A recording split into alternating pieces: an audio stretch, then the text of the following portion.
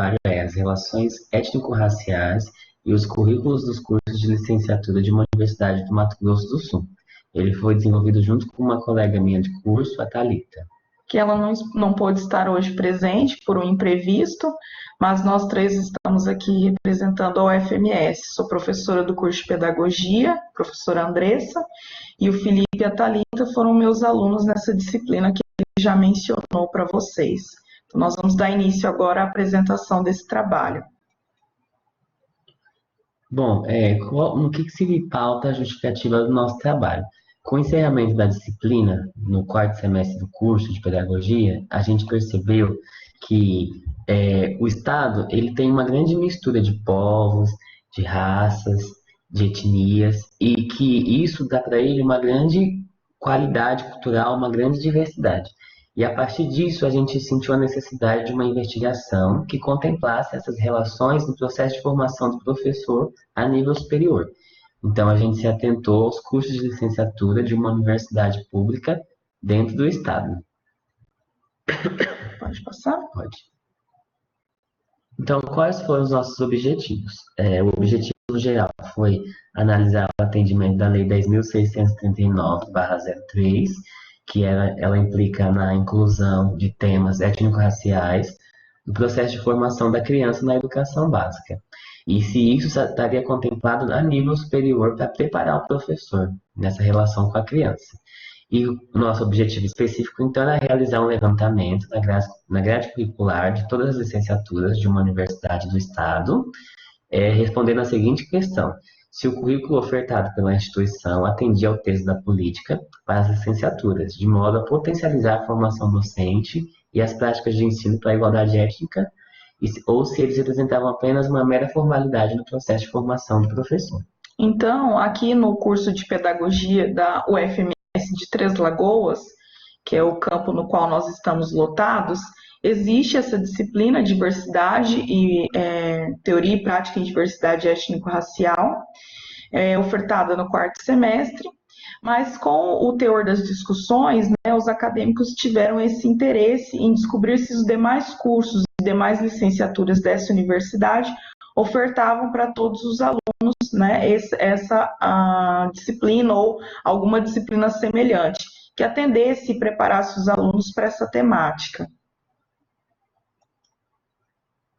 Daí a nossa abordagem metodológica é uma pesquisa qualitativa de cunho exploratório, onde nós fizemos uma revisão bibliográfica das legislações brasileiras que abordassem sobre o tema de relação étnico-racial e uma análise documental das grades curriculares de todos os cursos de licenciatura presentes nessa universidade, vendo se eles abordavam a temática ou se deixavam de abordar, qual que era a carga horária, o nome das disciplinas. Aí, nesse próximo slide, a gente tem o quadro com resultados e discussões. Esse quadro está dividido por cidades. Essa primeira é onde está no campus de Aquidauana, e lá tem os cursos de licenciatura em Ciências Biológicas, Geografia, História, Letras, Licenciatura Indígena, Matemática e Pedagogia. Todos eles ofertam disciplinas que abordem sobre a relação étnico-racial. E aí a carga horária varia de 51 para 68 horas. Vocês podem reparar que às vezes vocês vão ver em outras cidades que o nome aparece mais de uma vez com a carga horária diferente. Nesse caso, a gente não obteve em História da África e Cultura Afro-Brasileira, que ela aparece em 51 horas para História e 68 horas em Letras. Uhum. Aqui no campus de Três Lagoas, o curso de Ciências Biológicas não oferece, mas Geografia, História, Letras, Matemática e Pedagogia, Matemática também não, perdão, e Pedagogia oferecem. Então, Ciências Biológicas e Matemática não oferecem. E História vai oferecer 4 disciplinas que abordam a temática, e varia de 68 a 51 horas. Os cursos de Pedagogia e História no campus de Três Lagoas são os únicos que oferecem a disciplina no contexto de prática. Pedagogia é Teoria e Prática em Diversidade Étnico-Racial, com 68 horas. E em História seria Prática de Ensino e Pesquisa em História, Multiculturalismo, Povos Indígenas e Diversidade, também com 68 horas. Então, o que que nós fomos percebendo? Que mesmo no interior de uma mesma instituição pública de ensino, a gente tem uma grande variedade de ofertas, né? Então, alguns cursos ofertam mais do que uma disciplina relacionada à temática, outros ofertam apenas uma e outros sequer ofertam nenhuma disciplina relacionada à temática. E sendo a carga horária também bastante díspare, né? Inclusive em algumas linhas aqui da tabela, vocês podem reparar que tem um asterístico, né, no nome das disciplinas. Essas que constam com asterístico são disciplinas que são ofertadas na modalidade optativa, ou seja, o aluno pode escolher se quer cursar ou não, né? Então também é uma situação bastante complicada e possível de bastante discussão e análise, né? Como é que as licenciaturas têm lidado com essa temática da diversidade étnico-racial dentro de um estado, como o Felipe disse, que é multicultural. Aqui nesse quadro a gente tem a cidade de Corumbá, Coxim, Naviraí, Nova Andradina e Paranaíba. Em Corumbá, educação física e geografia e pedagogia não ofertam. Aí vocês já percebem uma diferença que nos outros campos que tinha pedagogia ofertava e já em Corumbá não oferta. Então não tem um currículo regular, um currículo que se apresenta de forma igual para todos os cursos dentro da mesma instituição. Em Coxim, o curso de letras não apresenta, mas, por exemplo, o curso de letras em Três Lagoas apresenta a abordagem dessa disciplina. E na Viraí, as duas licenciaturas que tem lá trabalham com a temática, mas com nomes diferentes. Em Ciências Sociais seria Estudos Afro-Brasileiros e Étnico-Raciais, e Pedagogia, Tópicos Educacionais, Educação e Igualdade Étnico-Racial. Nova Andradina, História, oferece duas disciplinas na modalidade de 68 horas, e aí vocês percebem também que enquanto em Três Lagoas tinha 4, 5 disciplinas falando da mesma temática, em Nova Andradina só tem duas. E em Paranaíba, aqui em Três Lagoas, matemática não tem, mas em Paranaíba já tem, que seria Educação das Relações Étnico-Raciais. Esse nome de disciplina, Educação das Relações Étnico-Raciais, ele está ligado justamente ao parecer. O parecer diz que no currículo o professor tem que ter a formação para a educação das relações étnico-raciais. Então, acabou sendo usado até como nome da própria disciplina.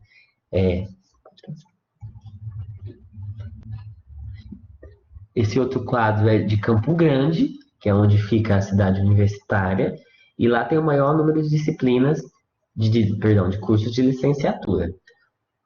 O único que vai deixar de oferecer, no caso, vai ser a educação do campo, que ela não oferece a modalidade desse tipo de formação. Até porque é um curso diferente, né, Educação do Campo, já voltado para a discussão dos povos indígenas, dos povos do campo, né, aqui do estado, então ela tem uma especificidade diferente, um calendário diferente dos outros cursos de licenciatura.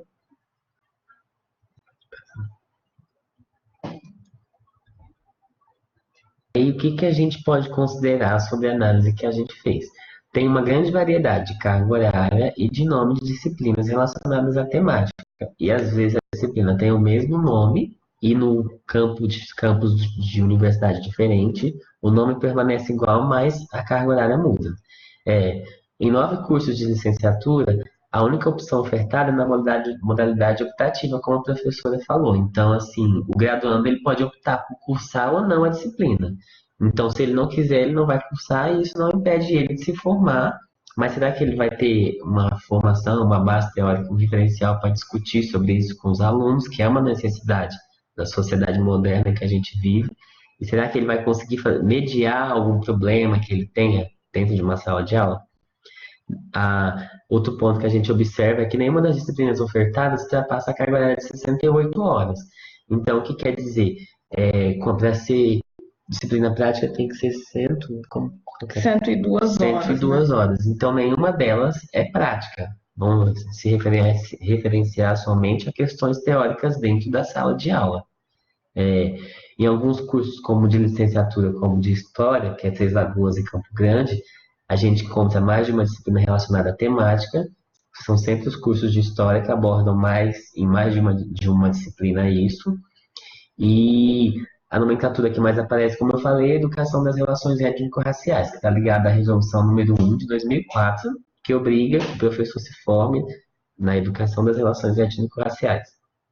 Em apenas 2 cursos existe a menção ao desenvolvimento de situações de prática, que foi como eu falei, que é no curso de Pedagogia e de História em Três Lagoas, que a disciplina não é prática, mas ela propõe atividades práticas para que o aluno possa trabalhar com isso num contexto construtivista, né, de ele experienciar, colocar aquilo na prática, que ele possa entender melhor para abordar com a criança. Na verdade, nessa disciplina, a gente fez um levantamento maior, né? Aqui é uma parte da pesquisa que eu desenvolvi com os alunos da graduação.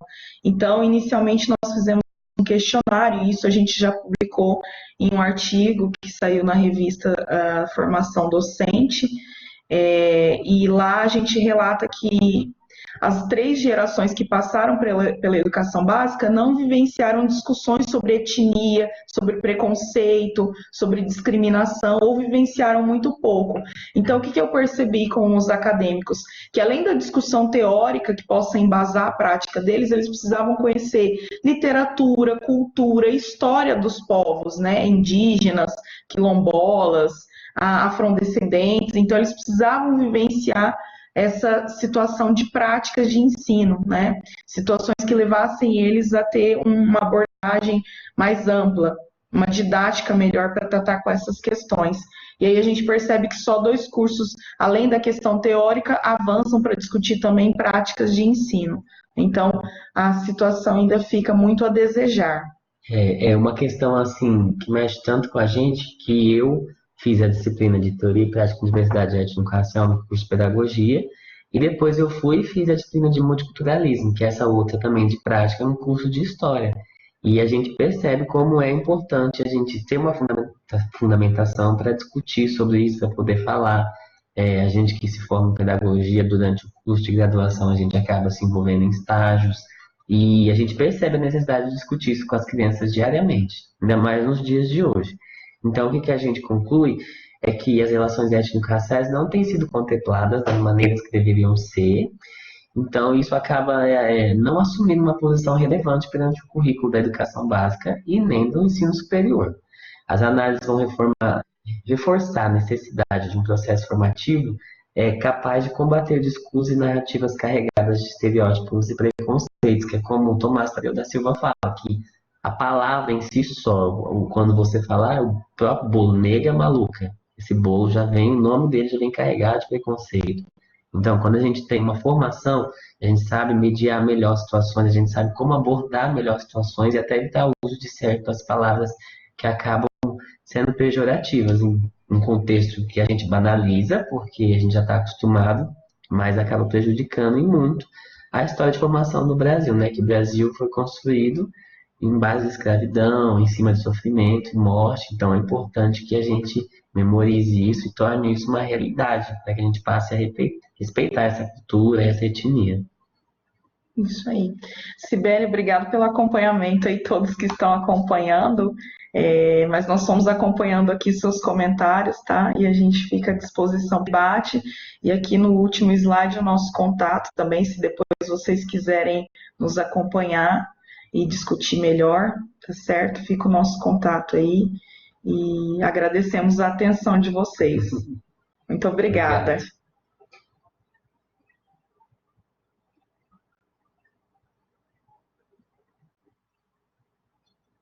Que bom. Obrigada a todos. Como um apontamento que tem uma lei, né, que preconiza que deveria ser incluído, né?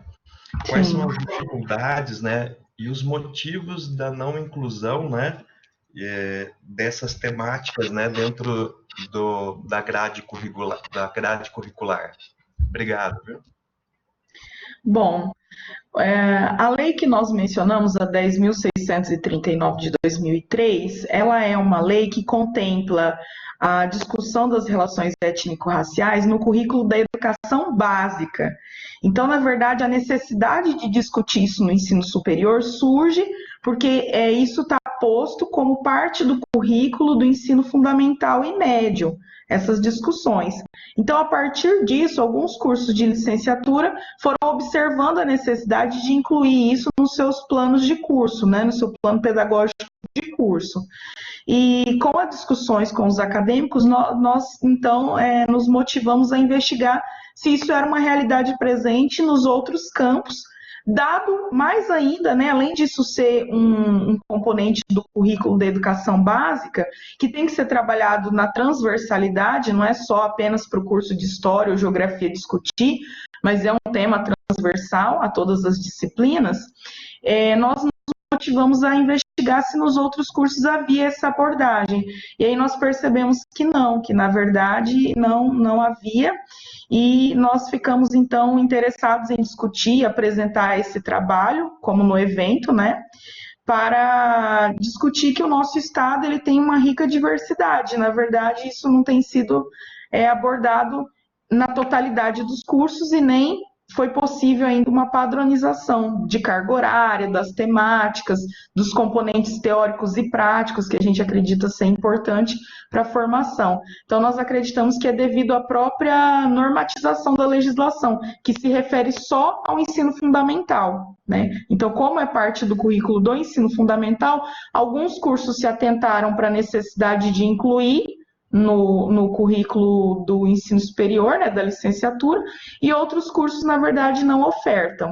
E aí são N motivos, né, vão alegar que não existe professor, muitas vezes, nessa área, para discutir com os acadêmicos, enfim. N situações vão surgir aí que possam justificar essa não abordagem do tema no currículo da licenciatura.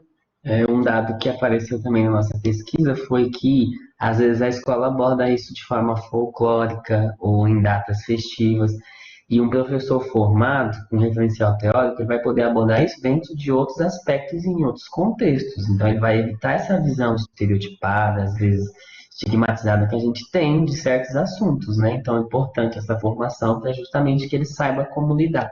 Se a gente fazer uma referência ao nosso outro artigo que a professora falou, a gente percebe que as pessoas mais velhas, por exemplo, elas têm uma certa dificuldade em falar sobre isso dentro da sala de aula, os professores. Eles acabam procurando formação fora, porque eles não tiveram essa formação para poder discutir isso com a criança.